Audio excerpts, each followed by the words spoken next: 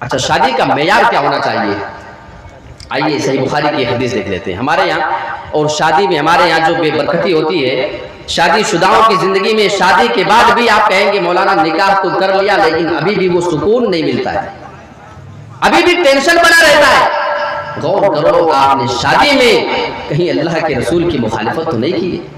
آپ نے کہیں اللہ کے رسول کے فرمان کی مخالفت کر کے تو شادی نہیں کیا ہے، جس کی وجہ سے آپ کی زندگی میں ابھی بھی سکون نہیں ہے. اللہ کے رسول فرماتے ہیں تنکح المرأۃ لأربع، جب کسی عورت سے شادی کی جاتی ہے، شادی کے وقت عورت کے اندر 4 چیزیں لوگ دیکھ کر کے شادیاں کیا کرتے ہیں. لمالیا، لوگ اس کی مال اس کی دولت کو دیکھا کرتے ہیں. ولجمالہا، لوگ اس کی خوبصورتی کو اس کے حسن و جمال کو بھی دیکھا کرتے ہیں. ولحسبہا، لوگ اس کے خاندان کو بھی دیکھ کر کے شادیاں کیا کرتے ہیں. ولدینیا، اس کی دینداری کو بھی کچھ لوگ دیکھ کر کے شادی کر لیا کرتے ہیں. یہ 4 چیزیں اللہ کے رسول ترتیب سے بیان کرتے ہیں. ہمارے یہاں کیا دیکھا جاتا ہے، شادی کی بات چل جائے، اگر آپ کسی کے یہاں رشتہ لے کر کے چلے جاؤ، سب سے پہلا ہمارے سماج میں جو سوال ہوتا ہے آپ کس برادری سے تعلق رکھتے ہیں. ہم خان ہیں، آپ ہیں کہ نہیں؟ آپ انصاری ہیں، ہم انصاری نہیں ہیں. وہ قریشی ہے، وہ کچھ اور برادری سے ہے، وہ فلاں فلاں. جب تک آپ کی برادری میچ نہ کر جائے جب تک وہ شادی نہیں ہو سکتی ہے، جو زیادہ تر مزاج ہمارے انڈیا کے اندر بنا ہوا ہے. اچھا اگر برادری ٹھیک ہے، اس کے بعد دوسری چیز جو ہمارے مزاج ہے، ہم اس کا اسٹیٹس، اس کا لیول دیکھتے ہیں. تمہاری دولت کس معیار کی ہے، ہمارے مقابل کے ہو یا نہیں؟ جو باتیں ہمارے ذہن میں چل رہی ہیں وہ چیزیں تم پوری کر سکتے ہو کہ نہیں؟ وہ لمبی چوڑی لسٹ جو ہمیں ملنی چاہیے کھول کر کے تو نہیں کہیں گے، لیکن تو دینے کی پوزیشن میں ہے یا نہیں، اس بات کی پہلے تعین ہو جانی چاہیے تم مالدار کتنا ہے. اللہ کے رسول نے فرمایا لمالہا، بہت سارے لوگ اس کے مال کو دیکھا کرتے ہیں. اچھا اگر یہاں بھی بات بن گئی ٹھیک ہے، ہمارے لیول کا ہے. اب تیسری چیز خوبصورتی. لڑکی کو دکھا دو، خوبصورت ہے تب تو ٹھیک ہے، اور اگر خوبصورت نہیں ہے پھر وہیں پہ معاملہ فنش ہو جاتا ہے. اوکے اوکے معاف کیجیے گا، ہم دوسرا دیکھ لیتے ہیں. اگر کوئی چیز نہیں پوچھی جاتی ہے تو دینداری نہیں پوچھی جاتی ہے. اگر یہ 3 چیزیں فٹ ہو جائیں تو 95% سے زیادہ شادیاں ہمارے یہاں پہ ہو جایا کرتی ہیں. آپ مالدار ہیں، آپ ہماری برادری کے ہیں، اور اسی طریقے سے لڑکی خوبصورت ہے، اب کوئی چیز نہیں چاہیے ہم کو. دینداری ہے نہیں ہے اس سے کسی کو کوئی لینا دینا نہیں. ایک بہت بڑی دینداری بیان ہوتی ہے لڑکیوں کے بارے میں. جب کبھی لڑکی دیکھنے جائیں تو معلوم کریں وہاں پہ کیا معلوم ہوتا ہے، لڑکی بڑی دیندار ہے. آپ پوچھیں گے کیا چیز ہے لڑکی کے اندر، تو جواب آپ کو ملے گا کہ ماشاءاللہ ہماری بچی 5 وقت کی نماز پڑھتی ہے. نہیں سنا کیا کہ 5 وقت کی نماز پڑھتی ہے، تو لوگوں کو لگتا ہے کہ یہی پوری دنیا کی دینداری اس کے اندر بھری پڑی ہے. یہ آپ ایک مسلمان لڑکی کے بارے میں صرف اتنی دینداری بتائے کہ 5 وقت کی نماز پڑھتی ہے. اگر وہ ایک مسلمان لڑکی ہو کر کے 5 وقت کی نماز نہ پڑھے تو مسلمان کہے گی؟ تو نماز تو اسے پڑھنا ہی تھا، کوئی اس سے الگ سے خوبی بتاؤ. وہ باپردہ بہت اچھے سے رہا کرتی ہے، وہ کبھی نکلتی نہیں ہے، اس کی زبان بہت اچھی ہے، ہمیشہ سچ بولتی ہے، جھوٹ کے قریب نہیں جاتی ہے، کسی کی چغلی نہیں کرتی ہے، کبھی پڑوسیوں کو گالی گلوچ نہیں دیتی، پڑوسی اس کی زبان سے محفوظ رہتے ہیں. یہ کوالٹی اس کے اندر بتاؤ. روزانہ قرآن کی تلاوت کیا کرتی ہے؟ نہیں نہیں یہ سب کچھ نہیں، بس وہ 5 وقت کی نماز پڑھتی ہے. ہم نے ارے اللہ ماشاءاللہ بس بس بس اب تو سب سے بڑی دیندار لڑکی ہم کو مل گئی ہے. یہ ہمارے یہاں دینداری کا مزاج ہے. اللہ رب العالمین ہم تمام لوگوں کو اپنا مزاج بدلنے کی توفیق دے کہ اس سے بڑھ کر کے بھی کچھ دینداری معلوم کرنے کی کوشش کریں.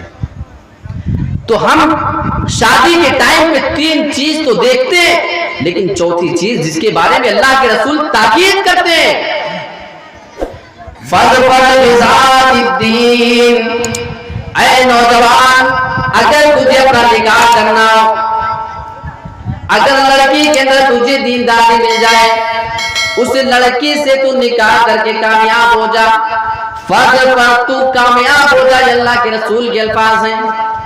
یعنی آپ نکاح کے بعد اگر کامیابی چاہتے ہیں، نکاح کے بعد اگر آپ سکون چاہتے ہیں، آپ چاہتے ہیں کہ آپ کی زندگی سکون سے گزرے، اللہ کے رسول طریقہ بتا رہے ہیں मालदारी ना हो चलेगा, बिरादरी दूसरी हो चलेगा, खूबसूरती में थोड़ी सी कमी रहे तो चल जाएगा, लेकिन अगर उसके अंदर दीनदारी नहीं है, अगर उस लड़के के अंदर दीनदारी नहीं है तो फिर काम नहीं चलने वाला है। फज पर दीन, अगर तुझे अपना निकाह करना है किसी दीनदार लड़के से निकाह करके कामयाब हो जा।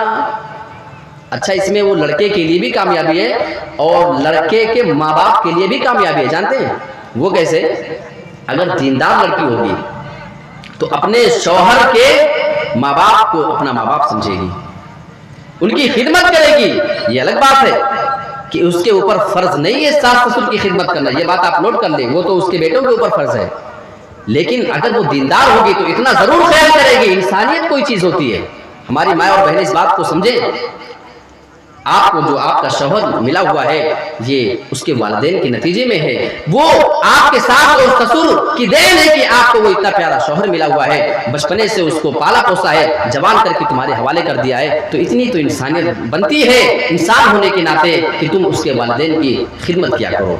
ये तुम्हारे ऊपर जरूर मामला बनता है। ऐसे एक बार मामला हो गया था, एक आदमी की शादी हुई और शादी के कुछ महीने के बाद वो लड़की थोड़ा दिन जानती थी। उसने कहा कि भाई देखो ऐसा है कि मुझे तुम्हारे माँ बाप के साथ ज्वाइंट फैमिली में नहीं रहना है, अलग चलो, अलग से घर लेके कहीं किराए पे रहेंगे, हमसे तुम्हारे माँ बाप की खिदमत नहीं हो पाएगी। अब ये लड़का जो है एक आलिम के पास गया और बोला कि मौलाना साहब ऐसी ऐसी बात है और मेरी बीवी ये जिद कर रही है कि मुझे अलग से लेकर के कहीं पे रहो, मैं तुम्हारे वालिदैन के साथ नहीं रह सकती हूँ, तो कोई हल बताइए क्या किया जाए। तो मौलाना साहब ने कहा कि भाई देखो, अगर वो कहती है कि मैं खिदमत नहीं कर सकती तो उसके ऊपर फर्ज तो नहीं है तुम्हारे वालिदैन की खिदमत, लेकिन जा करके एक बात उससे कह देना कि ठीक है, अगर तुम शरीयत की बात करती हो तो मैं भी शरीयत के हिसाब से मामला हल कर लेता हूँ, कोई बात नहीं। जाके तुम उससे बता देना कि हम चल करके दूसरा घर ले लेते हैं, तुमको वहाँ रखेंगे। रही बात हमारे वालिदैन की, तुमसे नहीं हो पाएगा, हम सोच रहे हैं कि शरीयत ने इजाज़त दी है, कोई दूसरी शादी कर लेंगे और हो सकता है कि वो आकर के हमारे वालिदैन का ख्याल करेगी। ये जा करके कहना अपनी बीवी से। फिर देखो तो आया और कहा कि ठीक है बीवी, कोई बात नहीं, चलो हमने घर वर देख लिया है और वहाँ पे रहेंगे, अब तुम्हें हमारे वालिदैन की खिदमत की ज़रूरत नहीं है, शरीयत के हिसाब से जो तुमने बात कही है वो बिल्कुल ठीक है। लेकिन रही बात हमारे वालिदैन की, अब वो कैसे क्या करेंगे, तो मैं एक और शादी कर लेता हूँ, उन्हीं के पास छोड़ दूंगा, वो अपना कुछ खिदमत वगैरह कर लेगी। बीवी बोली नहीं देखो ऐसा है और इतना परेशान होने की ज़रूरत नहीं है, महंगाई वहंगाई का दौर है, वो मुझे कहीं नहीं जाना, हम रह लेंगे यहीं पे, उतना एडजस्ट में कर सकती हूँ। तो इसीलिए कहते हैं कि कभी कभी आलिम के पास जाना चाहिए, उससे मसले का हल निकल जाता है। तो मियाँ बीवी के आपस में बड़े मामला हुआ करते हैं। एक बार एक बीवी ने अपने शौहर से कहा कि कोई एक जुमला बोलो जिसको सुनकर मैं खुश भी हो जाऊं और मैं गुस्सा भी हो जाऊं। बहुत बड़ा चैलेंज था ना, कोई ऐसा जुमला बोलो जिसको सुनकर मुझे खुशी भी हो जाए और मैं नाराज भी हो जाऊं, ऐसा कोई जुमला। आप अगर होते क्या बोलते जानते? शौहर बड़ा होशियार था, उसने कहा तुम मेरी जिंदगी हो। अब जब बीवी ने सुना, वाह क्या बात की है तुमने, भाई तुम्हारी जिंदगी हो, उसने कहा अभी पूरी बात नहीं हुई है, तुम मेरी जिंदगी हो। और फिर बाद में कहता है कि लानत हो ऐसी जिंदगी पर। देखो पहले जुमले से खुश हो गई कि हाँ मैं तुम्हारी जिंदगी, और बाद में क्या कहता है कि लानत हो ऐसी जिंदगी पर, यानी तू मेरी जिंदगी है तो लानत है तुझ पर। देखो किस अंदाज में अपनी बात रख गया। तो बहुत से लोग जो जले होते हैं ना, वो कुछ यूं टेढ़े अंदाज में भी बातें करके निकाल दिया करते हैं। तो अल्लाह के रसूल सल्लल्लाहु अलैहि वसल्लम ने शादी के मामले में दीनदारी को सबसे आगे रखने की हिदायत दी है। और अल्लाह के रसूल सल्लल्लाहु अलैहि वसल्लम के ज़माने में शादियाँ कितनी आसानी के साथ हो जाती थी कि इंसान को उसके बारे में कुछ फिक्र की ज़रूरत ही नहीं महसूस होती थी।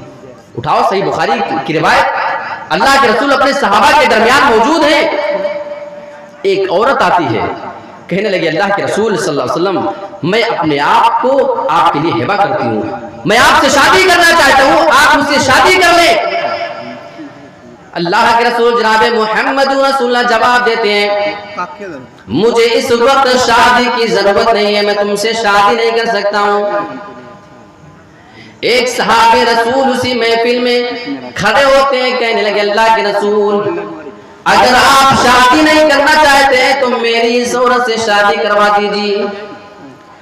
आपने उस औरत से सवाल कर लिया, ये आदमी तुझसे निकाह करने के लिए तैयार है, तुझसे शादी करना चाहता है। میں تو نہیں کر سکتا ہوں، اگر تو اجازت دے تو میں تیرا نکاح ایسی آدمی کے ساتھ کرا دیتا ہوں۔ کہنے لگے اللہ کے رسول آئی تو آپ ہی کے لیے تھی، اگر آپ نہیں کر سکتے تو کوئی بات نہیں، یہ آدمی بھی مجھے پسند ہی ہے، اسی کے ساتھ میں نکاح کر لیتی ہوں۔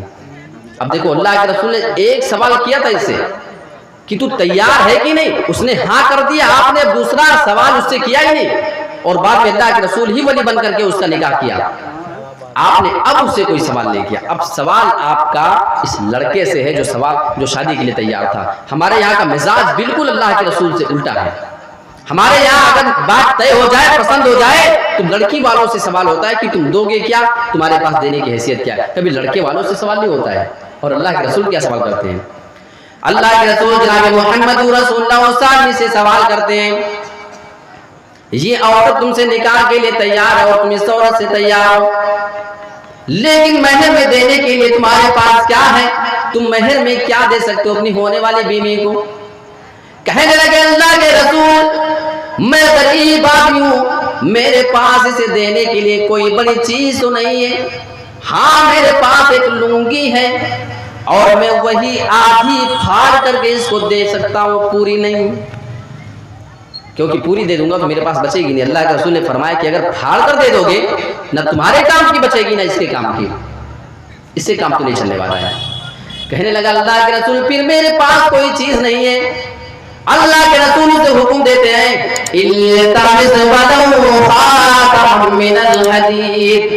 اپنے گھر میں جاؤ تلاش کرو، اگر تمہیں لوہے کی ایک معمولی سی انگوٹھی مل جائے وہی لے کر کے چلے آنا، میں اسی کے بدلے تمہارا نکاح کرا دیتا ہوں اس عورت سے۔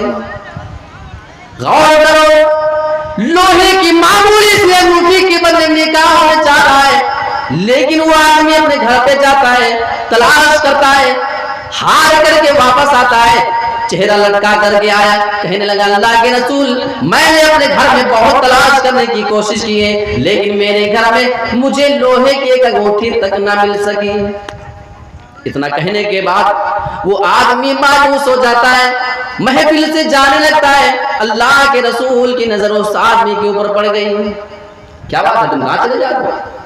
کہنے لگا اللہ کے رسول جب مہر میں دینے کے لیے کوئی چیز ہی نہیں ہے تو میں پھر نکاح کیسے کر سکتا ہوں؟ اچھا اس سے معلوم ہوتا ہے کہ بغیر مہر کے نکاح نہیں ہو سکتا ہے۔ مہر چاہے آپ کتنی بھی چھوٹی دیں، کتنی بھی کم قیمت کی ہو، لیکن آپ کو دینا ہے اور اسی ٹائم پہ دینا ہے، اس کو ادھار نہیں رکھنا ہے۔ بہت سارے لوگ کیا کرتے ہیں، وہ لکھوا دیا 10,000 دیں گے، 50,000 دیں گے، لاکھ روپیہ دیں گے، اور دینے کا ارادہ ہی نہیں ہوتا ہے تو تم 1 کروڑ لکھا دو، اور بعد میں یہی ہوتا ہے کہ بیوی معاف کر دے۔